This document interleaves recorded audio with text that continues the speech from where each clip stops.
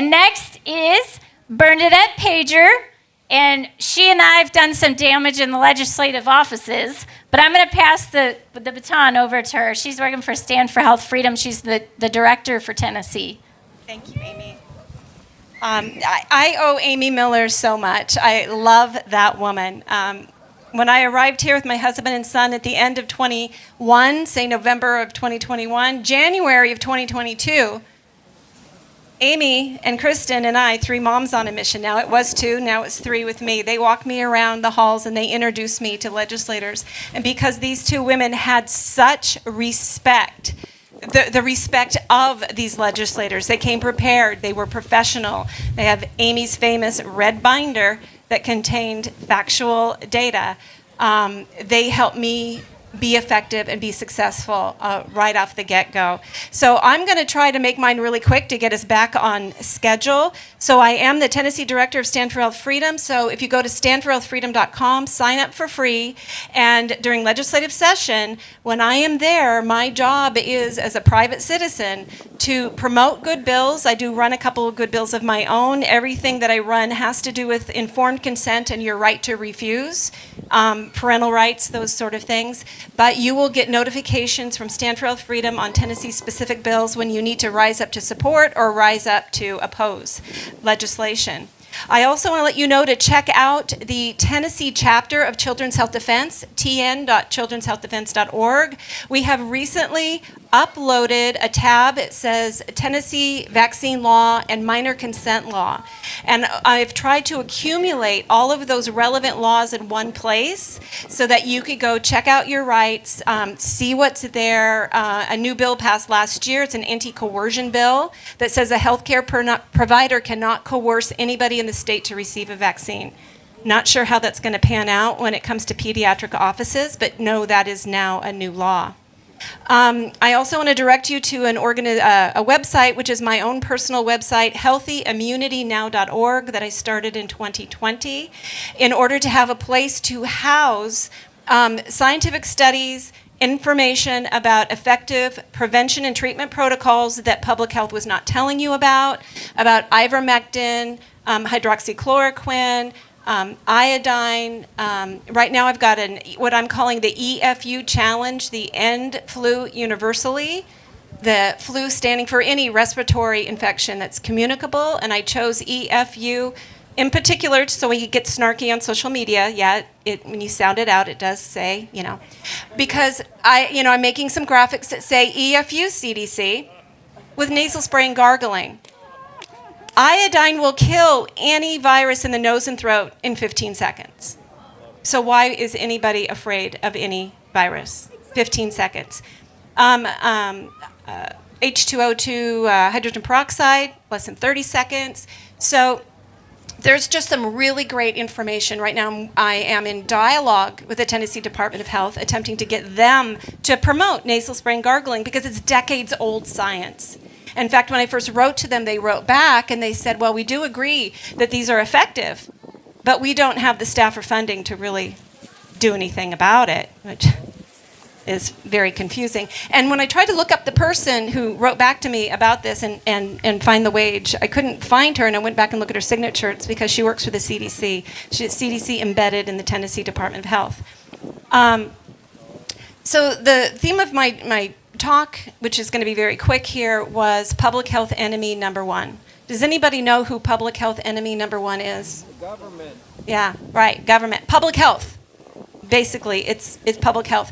So when I'm marching the halls, I'm less worried about Pfizer and Merck and GlaxoSmithKline and all of them. They are there every single day. My real enemy are the ones who are paid to be there by taxpayer dollars. And the mission of the Department of Health in the realm of vaccines and parental rights and things is diametrically opposed to what we stand for. They were educated in a system that treats vaccines like a religion. And it's so infuriating. One of the most infuriating things is you'll be in a committee and you've got a really good bill up there and you think you've got the votes, and then the chair of committee looks out. Anybody here from the Department of Health want to speak on this bill? Anybody got anything to say? They will actually invite them to come up and give their opinion on a bill. They're not asking the general public to come up. They're asking Department of Health, Department of Children's Services, those employees. Some of these people are making outrageous salaries, $14,000 to $19,000 on up per month. Per month. Good money coming out of our pocket. One of the worst is the Commissioner of Health, Dr. Ralph Alvarado, who said in January of this year that it is safe for babies as young as 6 months old and pregnant women to receive the COVID-19 vaccine at the same time they get a flu and an RSV shot in the absence of any safety studies. Infuriating. I met him a couple of times in Cordell Hall. Am I having a Freudian slip up here? Yeah, okay. And I tried to have dialogue with him, which he would not engage in. It was not comfortable. But this man is so rabidly pro-vaccine, it's very sad. The Commissioner of Health is a position nominated by the governor. So just know that a lot of the problems that we have in our public health agencies are because people we put in office choose commissioners and directors who set a tone and hire people who are not aligned with our values. Vote for health. Freedom, so important. I'm going to get on to the main thing here is public health hero number one. Who's that? Public health hero. Yeah, the people. We the people. Each and every one of you. We outnumber them.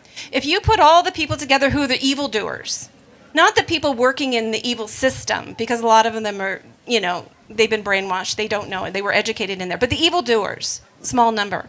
There's 8 billion people on the planet. If each of us just stood in our truth, everything ends. All the dastardly things end. We, the people, have the power. And we've got people right now standing up, risking career, sacrificing careers. Some of them have been on the stage. They stepped away. They sold their homes, stepped away from jobs. Some people have taken bullets in order to stand for truth. As they work from the top down, to bring back this great nation, we have to have their back and we have to be their base. We work from the bottom up every single day. So every single choice you make, if on your way home, you're starting to get hungry and you're a little bit tired, I'm just going to swing at a McDonald's. Don't do it.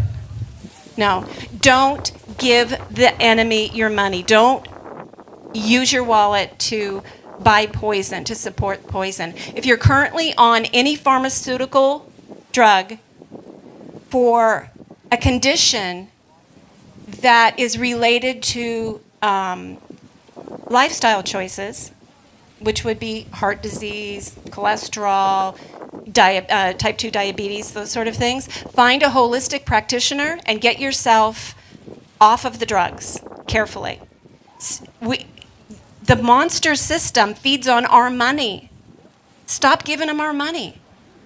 They will stop selling the poison if we quit buying the poison. So that's the most important thing that we can do.